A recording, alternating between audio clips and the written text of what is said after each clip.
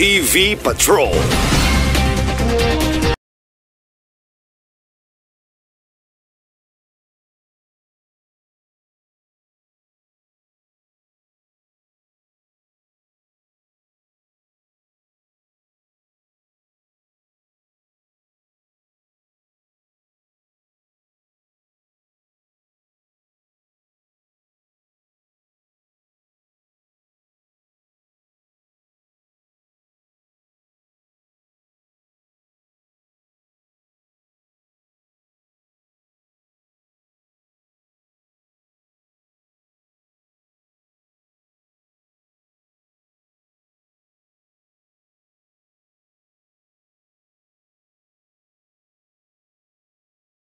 Apan ang natanyag sa Tourism Office sa Kapitolyo mao pa lang ang kumon nga laaganan usa na niini ang Heritage Church sa lungsod sa Jimenez.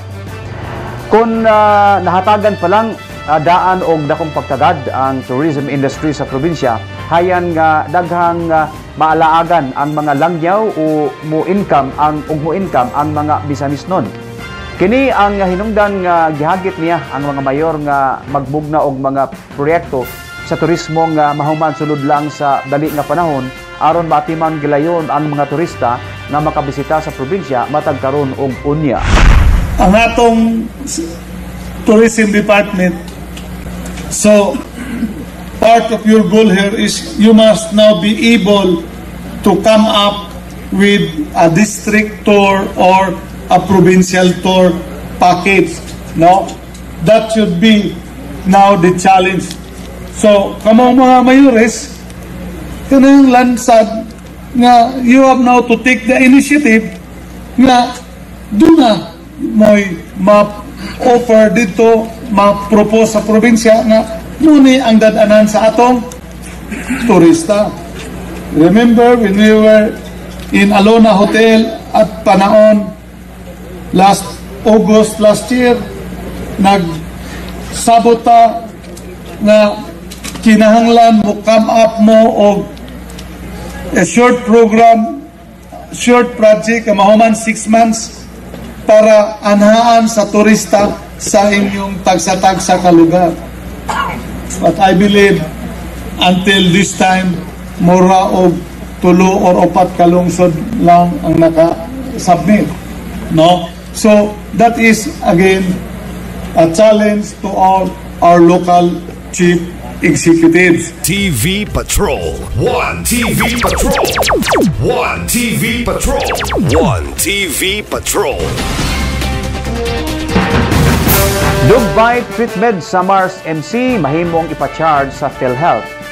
Matag semana dili masiro ang City Health Office sa usamis sa mga pasyente nga napaakan og iro o iring aron magpa-inject og anti-rabies vial.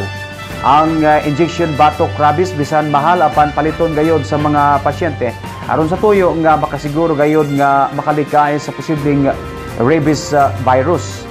Apan nabatod pa ni City Veterinarian 4 Dr. Lourdes Calyao nga dili na problema ang pila ka sesyon sa anti-rabies injection gumikan kay mahimo na kining ipa-charge kung ang maong biktima member o beneficiary sa PhilHealth. Alang sa mga usamisnon nga wala pa masayod sa bag-ong tanyag sa Mars MC, giawhag ni Dr.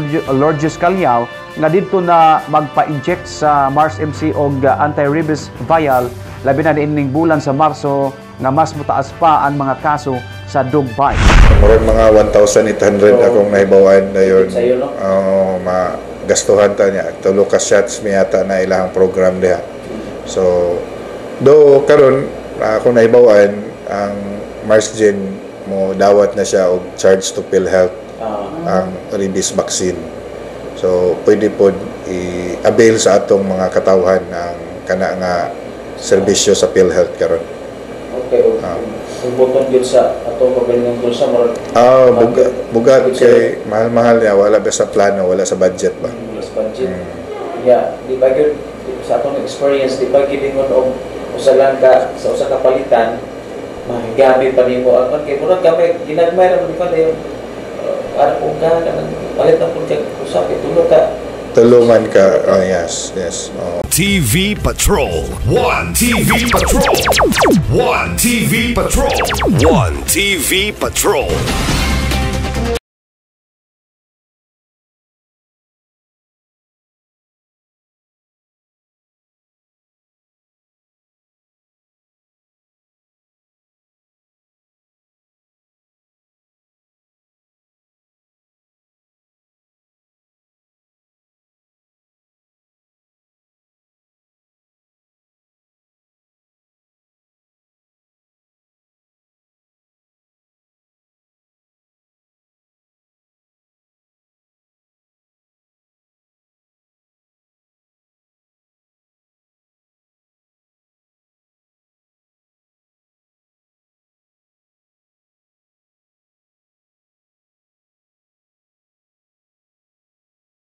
Pangkapon sa mga laking iroong iring.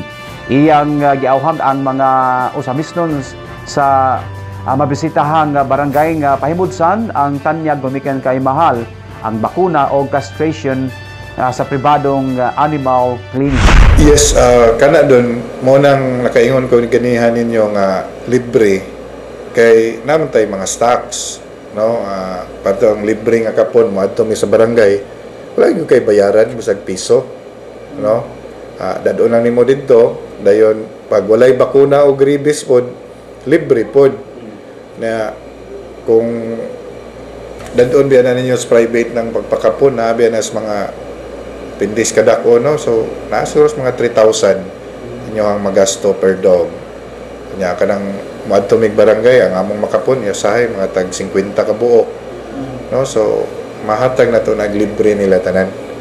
Ana pati antibiotic, no? Atong mahatag nila ana. So far kuan kaning again sa imong pangutana, umikan nga naatay available ato pong mapasa sa mga tao nga libre. One TV Patrol. African swine fever restriction padayon pang epektibo sa Misamis Occidental. Ani ang detalye ni Janet Ton. Hangtod nining panahona mabati paghihapon sa Misamis Occidental ang restriksyon batok sa ESF kon African swine fever. Matod pa ni City Veterinarian 4 Dr. Lorgius Caliao, gahuman gipatuman sa mayaging administrasyon ang restriksyon batok ESF. Wala pa sila makadawat og bagong advisory sa bagong administrasyon karon ni Governor Henry S. Waminal Sr. nga nag-lip up sa maong balaod. Bot pasabot, padayong mabati ang pagbantay sa mga border sa probinsya aron dili gayud makasulod ang gikabalak ang ESF pinagi sa mga buhing baboy nga mosulod apan mahimong makapagawas og buhing baboy padulong sa ubang probinsya. Sa ilang monitoring, bisan nagpadayon ang restriksyon sa mga border, nakab-ot ra ang lokal nga supply sa buhing baboy gumikan sa backyard racing og ang pagkontrolar sa mga large-scale racer nga makapagawas og buhing baboy. Ang pagtaas sa presyo matag kilo sa karning baboy dili lang basihan sa supply apan gumikan sa pagmahal usab sa presyo sa mga feeds, dugang pa ni Dr. Lorgius Caliao. Sa nadunggan ako John, wala pa man pud mi gipatawag nga na-lip up to. Maura man gihapon, nag-stand man gihapon to nga ang Misamis Occidental dili basta-basta magpasulod og baboy, no, nga sa atong dinhi sa atong pantalan, sa atong mga borders. So wala bang po ni gipadadaan diri mga memo nga na wala na to. Pagpagawas, naalay requirement ang Bureau of Animal Industry, pero isa sa requirement nga wala mo positive, negative mo nga area. So definitely makapagawas kita perminti. Ang ato lang ang musulod din mo abide lang sa ato ang provincial nga ordinansa. Dahil mga requirements katong mga lab results. Alang sa One TV Patrol, Johnny Tommy reporting. Police report. Police report. Sa police report, Ang police report hatod kaninyo ni Board Member Nemesio Imi Lahi-Lahi, Board Member, 2nd District, Misamis Occidental, Chairman sa Committee on Peace and Order sa Sangguniang Panlalawigan. Police report. Police report. sa police report, chicharon maker na drug bypass sa barangay Karangan. Ani ang detalye ni Johnny Tommy. Usa ka chicharon maker ang kumpirmadong nakumpiskahan o gituhang shabu human na drug bypass sa mga personnel sa Usami City PNP diadtong Pebrero 21 sa Purok 3 sa Barangay Karangan, partikular sa New Road. Ang suspect na ilang si Clifford Mercado Aligado, 30 anyos, minyo, adunay 4 ka anak, gingong nagtrabaho sa usa ka chicharonan og residente sa Purok Rizal, Barangay Bacolod, Usami City. Napalit gikan kaniya pinagi sa usa ka nagtakubang parokyano ang usa ka shashi. Den sulod nini ang gituhang shabu. Bypass mark money nga may kantidad og 500 pesos og lain pang siyam ka mga shashi sa gituhang shabu nga nakuha sa posisyon sa suspect. Matud pa ni Usami City PNP Officer in Charge, Police Major Dinis Tano, nga duha ka semana kini nilang gipalitan o gipanid-an ay himo ang operasyon. Sumala sa pamahayag sa suspect, gagawas nga namaligya siya sa maong illegal, mugamit siya nini o gikan matud pa ang supply sa probinsya sa Lanao.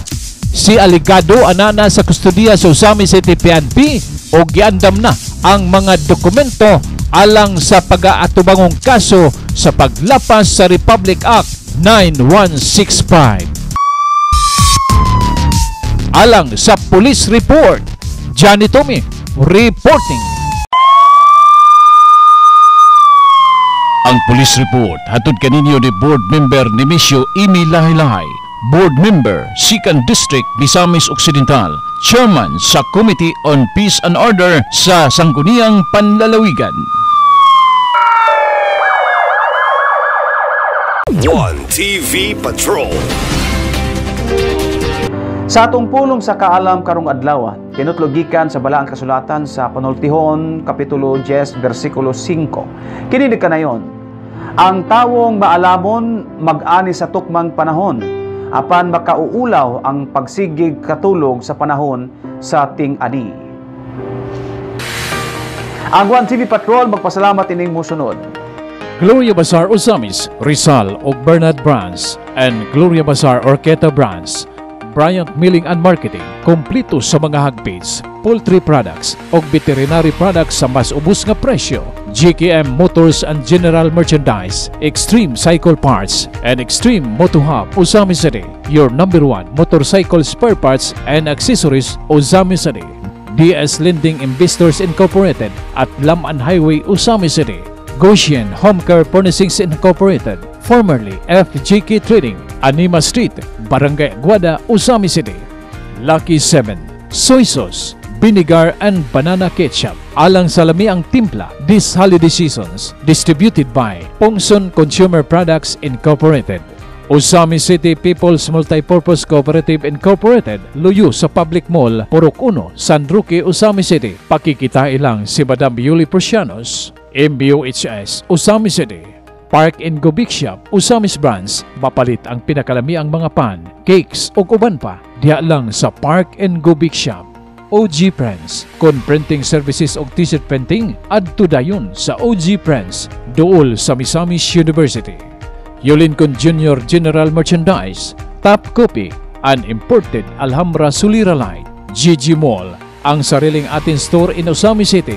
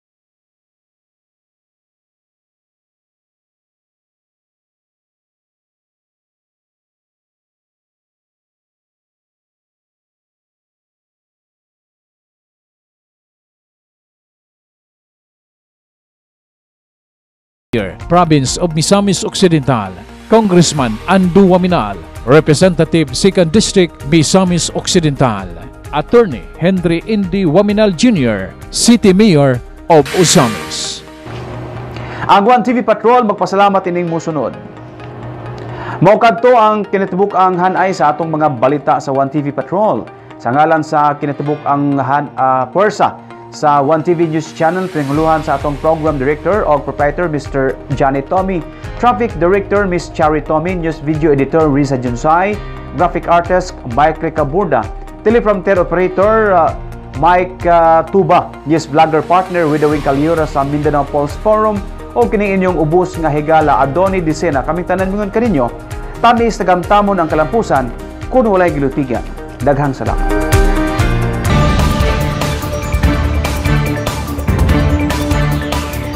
Inyong nasaksihan ang 1TV Patrol. 1 TV Patrol. 1 TV Patrol. Kauban ang atong ace anchorman, Adoni Desena. Hangtod sa sunod higayon, dinhilang sa 1 TV.